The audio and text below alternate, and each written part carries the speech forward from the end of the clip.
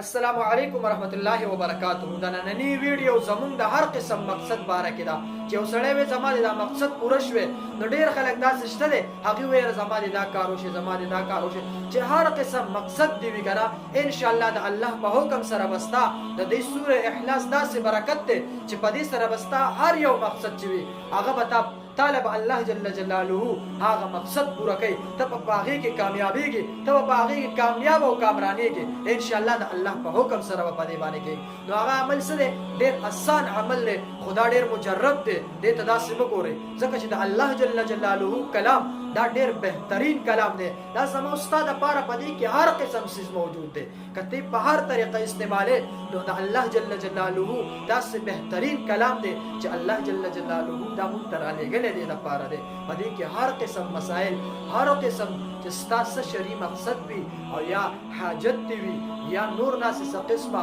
مسائل در وکاږي نو دا په دې قرآن مجید کې موتا ته الله جل جلاله دا رالیږلی دی. دا قرآن مجید چې دې کې به تاسو خپل مقصد پیژنې. الله جل جلاله قرآن مجید کې فرمایي وما خلقت الجن والانس الا ليعبدون. نو دې کې مونږ ته زمونږ طرف ته اشاره ده چې ګورئ انسانانو او پیریانو تاسو ما نه پیدا کړي مګر خپل عبادت الا ليعرفون او خپل معرفت لمې پیدا کړي. نو څه دې کې هر قسم مسائل دي نو دا ډېر بهترین او آسان عمل دی که یو سړی و چې زه دې په دې مقصد کې کامیاب شم نو دی دا عمل وکړي. کله چې دی اودس چردام وکړي دی به د قبلې طرف ته مخ کړي او د اتحیت په شکل باندې به کښېني 7 مرتبه به درود شریف ووایي یعنی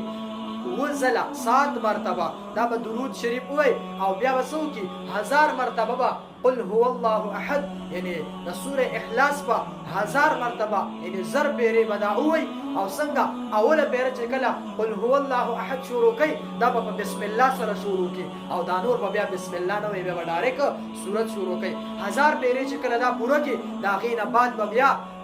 7 مرتبه اوه ځله به بیا درود شریف ووایي 7 مرتبه درود شریف په بیا ووایي او بیا به د الله نه سوال وکړي یا الله پاکه ما په دې مقصد کې کامیابه کړي. نو دا عمل چې وکړي دا ډېر بهترین او آسان عمل دی دا چې هر قسم مقصد دپاره کې انشاءالله د الله په حکم سره به ستا هر قسم مقصد چې وي هغې کې به ته کامیابېږي. نو دا ویډیو چې د هر چا خوښ شوي د هغې خدمت کې دا عرض دی چې دا نورو ملګرو سره هم شیر کوي او چا چې زمونږ د یوټیوب چینل نه وي سبسکرایب کړی د هغې خدمت کې دا هم عرض دی چې زمونږ د یوټیوب چینل سبسکرایب کړئ انشاءالله بهترین وظایف په تاسو ته په دې کې ملاویږي او دغه شان اصلاحي بیانات به هم تاسو ته په دې کې ملاویږي. والسلام.